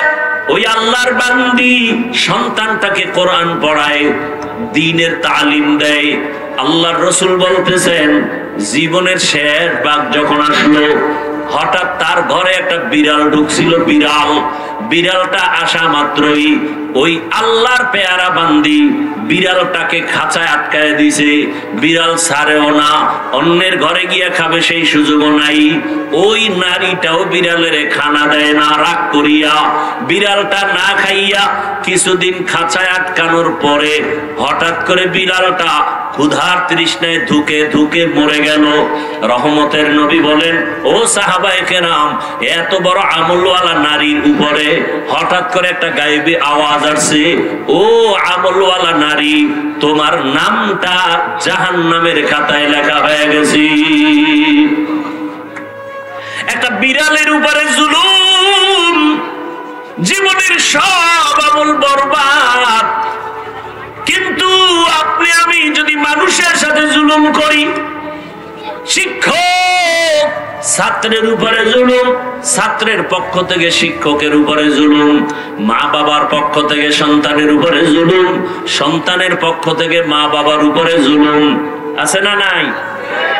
খুব কঠিন কথা। এই সামান্যতম একটা বিড়ালের উপরে জুলুম করার কারণে জীবনের সব আমল বরবাদ। আপনি আমি কত জুলুম করি, বাবা হইয়া সন্তানের সাথে জুলুম করি, স্বামী হইয়া স্ত্রীর উপরে জুলুম, শিক্ষক হইয়া ছাত্রের উপরে জুলুম, এইভাবে জুলুম মালিক হইয়া কর্মচারীর সাথে জুলুম। এরে আল্লাহর বান্দা, এই জুলুম করলে আপনার আমার উপায় কি হবে? এখন একটাই পথ। আল্লাহ বলেন, আমি তওবার দরজা খুলে দিলাম। আল্লাহ হেদায়েতের জন্য কোরআন দিলেন। কোরআন হলো ঔষধ। উলামায়ে কেরামের কাছে যাইয়া ঔষধ সেবন করিয়া নিজে জুলুম থেকে নিজেরে বাঁচাও। ও তুষারধারার মুসলমান যুবক বাবারা, একবারও আমি এখন পর্যন্ত বলি নাই টুপি লাগাও। আমি এতক্ষণ বয়ান করতেছি, একবারও বলি নাই দাড়ি লাগাও, একবারও বলি নাই তুমি স্কুল ছাড়িয়া মাদ্রাসায় যাও, একবারও বলি নাই তুমি আমার মতো হুজুর হও, একবারও বলি নাই তুমি চাকরি ছেড়ে দাও, ব্যবসা ছেড়ে দাও। বরং আমি সারা দেশেই বলি, ও আমার কলিজার যুবক বাবারা, স্কুলে থাকো, কলেজে থাকো, চাকরি করো, ব্যবসা করো, কোনো সমস্যা নাই, কোনো বাধা নাই। বরং আমি দোয়া করে যাচ্ছি, আখিরি দোয়া করবেন মুফতি সাহেব হুজুর দামাত বারাকাতুহুম। বলে গেলাম যুবক বাবারা, আপনারা স্কুলে পড়েন, কলেজে পড়েন, লেখাপড়া করিয়া অন্তর থেকে দোয়া করি ডাক্তার হয়ে যান, ইঞ্জিনিয়ার হও, প্রফেসর হও, পারলে তুমি ওসি ডিসি এসপি হও, এমপি হও, মন্ত্রী হও। তবে ছোট দাবি বেয়াদব হইও না। বলবা হাফিজ ভাই ডাক্তার হব, বেয়াদব হব না, কথার ব্যাখ্যা কি? ব্যাখ্যা হলো, 3 জায়গায় বেয়াদবি করলে মরার আগে তোমার জীবন নষ্ট হয়ে যাবে, ধ্বংস হয়ে যাবে। 1 নাম্বার জায়গা মা বাবা। তুমি যত বড় শিক্ষিত হও না কেন, মা বাবার সাথে বেয়াদবি করে যদি বরদোয়া নাও, আল্লাহর কসম মরার আগে তোমার জীবন পঙ্গু হয়ে যাবে। 2 নাম্বার জায়গা শিক্ষক। তুমি যত বড় শিক্ষিত হও, শিক্ষকের সাথে যদি বেয়াদবি করে বরদোয়া চলে আসে, তোমার জিন্দেগি বরবাদ হয়ে যাবে। 3 নাম্বার জায়গা উলামায়ে কেরাম। তুমি যত বড় মাস্তান হও না কেন, উলামায়ে কেরামের সাথে যদি বেয়াদবি করো, জীবনটা তোমার ধ্বংস হয়ে যাবে। চোখের সামনে দেখতেছো উলামায়ে কেরামের সাথে বেয়াদবি করিয়া ও ধুকে ধুকে মরে যায়, ক্যান্সারে মরে, লিভার ক্যান্সার, ব্লাড ক্যান্সার। এমনি হয় না, আলেমের বেয়াদবির কারণে বরদোয়া, মা বাবার সাথে বেয়াদবির বরদোয়া, শিক্ষকের সাথে বেয়াদবি করার বরদোয়া, মুরব্বীদের সাথে বেয়াদবি করার বরদোয়া। ও আমার যুবক বাবারা, তোমার মতো যুবক স্কুলে পড়ে, কলেজে পড়ে, চাকরি করে, ব্যবসা করে, তোমরাই জবাব দাও। 5 ওয়াক্ত নামাজও পড়ে এমন কি যুবক নাই? তাহলে তোমার বিবেকটাকে প্রশ্ন করো, তুমি কেন নামাজ পড়তে পারো না? তোমার মতো যুবক আজকে তাকায় দেখো, র‍্যাব, আর্মি, পুলিশ, বিডিআর এর চাকরি করে, 5 ওয়াক্ত নামাজি। নিজের বিবেকটাকে প্রশ্ন করো, তুমি কেন পারবা না রে বাবা? তোমার মতো যুবক তাকায় দেখো, রাস্তায় গাড়ি চালায়, সময় মতো নামাজ পড়ে, বলো তুমি কেন পারবা না? তোমার মতো যুবক সন্তান ব্যবসা করে, দোকান বন্ধ করে নামাজে দাঁড়ায় যায়, বলো তুমি কেন ব্যবসার লাইনে নামাজ পড়তে পারো না? চাকরি করো, ব্যবসা করো, নামাজ ছাড়িও না। ও পর্দার আড়ালের আম্মা জানেরা, বোনেরা, আপনার মতো কত মা, কত বোন এখনো আছে বেপর্দায় চলে না, স্বামীর মাল নষ্ট করে না, মোবাইলে সময় নষ্ট করে না। আপনারা কেন পারবেন না? এখনো সময় আছে, তওবা করেন। আপনাদের জীবন বড় ধন্য। আপনারা নবীদের মায়ের মতো দামি, সাহাবায়ে কেরামদের মায়ের মতোই তো আপনারা। আপনারা তো আম্মাজান খাদিজা রাদিয়াল্লাহু আনহার মতো নারী, ফাতেমা রাদিয়াল্লাহু আনহার মতো নারী, আয়েশা রাদিয়াল্লাহু আনহার মতো নারী। এই দুনিয়ায় বড় এক বেঈমান ছিল ফেরাউন, নাম শুনছেন না? শুনে থাকলে বলেন, এই বেঈমানের স্ত্রীর নাম কি? আসিয়ার ইতিহাস জানেননি? আসিয়া এত বড় বেঈমান ফেরাউনের ঘরে থাকিয়া আল্লাহর এত পেয়ারা হয়ে গেলেন। আল্লাহর রাসূল বলেন, কিয়ামতের দিন জান্নাতের মধ্যে আমি মুহাম্মদের সাথে আসিয়ার সাথে বিবাহ হয়ে যাবে। এরে পর্দার আড়ালের আম্মা জানেরা, ওই বেঈমান ফেরাউন এত বড় বেঈমানের ঘরে থেকে আসিয়ার মতো বান্দি যদি আমার আল্লাহর পেয়ারা হয়ে যায়, আপনার স্বামী তো ফেরাউনের মতো খারাপ না। আপনার স্বামী তো আপনাকে নামাজ পড়তে বাধা দেয় না, বরং অনেক স্বামী নামাজ পড়ে না ঠিক, কিন্তু স্ত্রী নামাজ পড়লে অনেক খুশি হয়, আছে না? নিজে পর্দা করে না, মাঝে মাঝে কয়, হুজুর আমি যদিও নামাজ পড়ি না, দাড়ি রাখি না, পর্দা করি না, আল্লাহর হুকুম মতো চলতে পারি না, কিন্তু আমার ঘরের স্ত্রী বড় নামাজি, আমার ঘরের স্ত্রী বড় রোজাদার, আমার স্ত্রীর মতো ভালো স্ত্রী নাই। ও মা, আপনার স্বামী তো প্রশংসা করে, আপনি কি পারেন না নামাজ আদায় করবেন? আর আপনি যদি ভালো নামাজি হতে পারেন, আপনার সন্তান ডাক্তার হলো জীবন ধন্য, ইঞ্জিনিয়ার হলো জীবন ধন্য, ডাক্তারি করবে, তেলাওয়াত করবে, নামাজ পড়বে, মা বাবার জন্য দোয়া করবে। ও আল্লাহর বান্দারা, বান্দিরা, এখনো সময় আছে তওবা করার। আল্লাহর কাছে তওবা করো, মনটাকে এতটুকুই বুঝাইও, কোন বয়ানের দরকার নাই, মনের একটা কথাই বুঝাও যে আমার মতো যুবক যদি জেনারেল লাইনে থাকিয়া নামাজ পড়ে আমি কেন পারবো না? মনের আশা পুরা এত গুনাহ কম করো নাই। মনে চাইছে সারা রাত মোবাইল চালাবা, গুনাহ করবা, চালাইছো। মনে চাইছে নামাজ পড়বা না, পড়ো নাই। মনে চাইছে পার্কে যাবা, দৌড়ায় গেছো। মনে চাইছে মেয়েদের নিয়ে আড্ডা দিবা, দিছো। এখনো কি তওবা করবা না? কয়দিন আর বাঁচবা? কয়েকদিন আগে দেখো না, ফেসবুকের গোলামেরা ওই বিদেশ থেকে টাকার বস্তা নিয়ে, স্বর্ণের অলংকার নিয়ে আসছে বিবির জন্য, এয়ারপোর্টে নাইমা গাড়িতে উঠছে, স্ত্রী বাচ্চা সহ বাড়ি পর্যন্ত যেতে পারে নাই, গাড়ি পানির মধ্যে পড়িয়া বাচ্চাও মারা গেল, স্ত্রীও মারা গেল। স্বামী বেচারা কান্না করে। মানুষ বিয়ে কইরা খাইয়া না খাইয়া বউ বাচ্চা নিয়ে থাকার এক আনন্দ আছে, আমি সে আনন্দ করতে পারি নাই। বিদেশ কইরা কইরা জীবন কাটাইয়া আজকে স্বর্ণ অলংকার নিয়ে আসলাম। আমার কপাল এত খারাপ, আমার হাতের উপর আবার বাচ্চাটা মরিয়া গেল, আমি ধরে রাখতে পারি নাই। আমার চোখের সামনে আমার স্ত্রী মরিয়া গেল, আমি আমার স্ত্রীকে ধরে রাখতে পারি নাই। দেখো নাই, কয়েকদিন আগে নোয়াখালীর জমিনে ওই বাড়িতে যাইতেছিল, যাইতে পারে নাই। লাশ লইয়া বাড়িতে যাওয়া লাগছে। ও বাবা, আজকে তুমি সুস্থ, আগামীকাল এই সময় হতে পারে অসুস্থ, হসপিটালে দৌড়ায় নিয়ে যাবে, অথবা ঘুমের থেকে উঠবা মরা, মা ডাক দিয়া বলবে বাবা ওঠ, হঠাৎ করে দেখবে পুরো বডি ঠান্ডা হয়ে গেছে, মায়ের অন্তরে বাড়ি লাগছে, একটা চিৎকার দিয়া বলবে তোরা কে কোথায় আছো, আয়, আমার বাবায় দুনিয়ায় এখন আর জিন্দা নাই, তাড়াতাড়ি আয়। বাবায় দৌড়াবে ইমাম সাহেব আমার ছেলে মারা গেছে, জানাজা না দিয়া যাবেন না। কেউ দৌড়াবে কাফন কেনার জন্য, কেউ যাবে আবার কবর খনন করার জন্য। কালকে তুমি লাশ হয়ে যাবা। তোমার যে বন্ধুটা এত কাছের হঠাৎ করে মোবাইলের নাম্বার ডিলিট করে ফেলবে, বন্ধু নাই, নাম্বার রাখিয়াও লাভ নাই। অতএব শেষ চিন্তা করে দেখো, আল্লাহ ছাড়া কেউ আমাদের নাই। এরে আল্লাহর বান্দা, আমরা নবীর তরিকা মানিয়া চলার কারণে সম্মানও কমে নাই, আমাদের ইজ্জতও কমে নাই, না খাইয়াও মরি নাই। অতএব অন্তরকে এই কথাটাই বুঝাও যে আমার মতো যুবক যদি জেনারেল লাইনে থাকিয়া চাকরি করে, নামাজ পড়ে, ব্যবসা করে, নামাজ পড়ে, আমার মতো যুবক যদি ড্রাইভারি করে, নামাজ পড়ে, শ্রমিকের কাজ করে, নামাজ পড়ে, আমি কেন পারবো না? আল্লাহ এতদিন বুঝতে পারি নাই, আজকে থেকে বুঝেছি, তওবা করলাম, আর নামাজ ছাড়বো না, দাড়ি কাটবো না, বেপরদায় চলবো না, মা বাবার দোয়া নিয়া, শিক্ষকের দোয়া নিয়া, ওলামায়ে কেরামের পরামর্শ নিয়া নবীজির আদর্শ মেনে চলবো। তওবা করার মতো যদি নিয়ত থাকে, দুটো হাত আল্লাহকে দেখাইয়া দাও। আয় আল্লাহ, হাতগুলো কবুল করে নেন, তওবা কবুল করে নেন, তওবার উপরে মজবুত হইয়া চলার মতো তৌফিক দান করেন, আমিন। আল্লাহ সবাইকে কবুল করেন। মোনাজাত হলো ওয়াজের বরকত। মোনাজাত কি? এই টোটাল বয়ানের বরকত মোনাজাত।